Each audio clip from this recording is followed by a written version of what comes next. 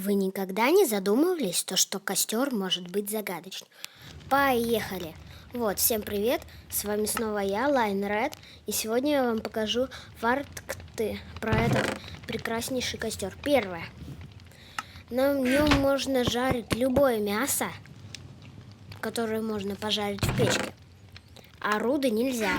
Вот, даже рыбу можно пожарить, и другое мясо.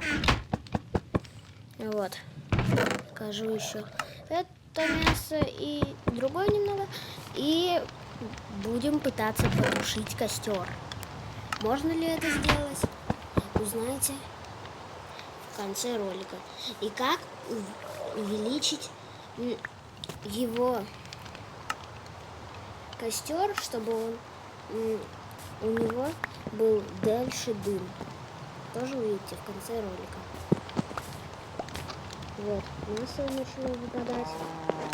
Так вот. Вот, я выброшу мясо. И еще делать ничего. Так, вот. Берем воду. Это самый затратный, можно так сказать. Но это если хочешь сразу потушить много костров.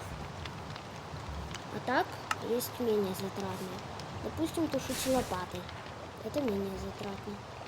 Можно тушить абсолютно любой лопатой, но я люблю незарытых. Поэтому взял незарытую лопату. Вот, видите, тушится костер. Вот еще можно взрывным зельем. Каким-то таким. И вот. И оседающим.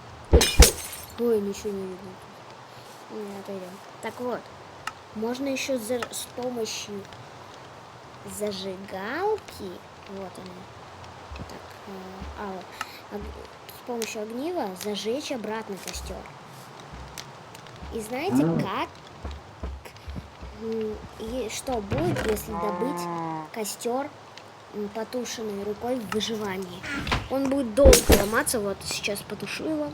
Так, заходим в выживание. Так, все. Мы можем начинать костер. Вот, ломаем.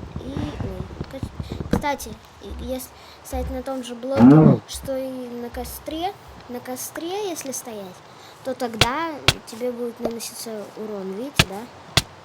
Вот этот мне уголь не нужен сейчас. Зайду в креатив. Вот. Мне уголь не нужен. Так вот. Наступила конец почти ролика. И сейчас я вам покажу, как усилить его. Первое. Нужно взять обычный сенный блок. Вот, видите, да? Сено. Под блоком сена костер становится лучше. Видите, да? Вот блок сена.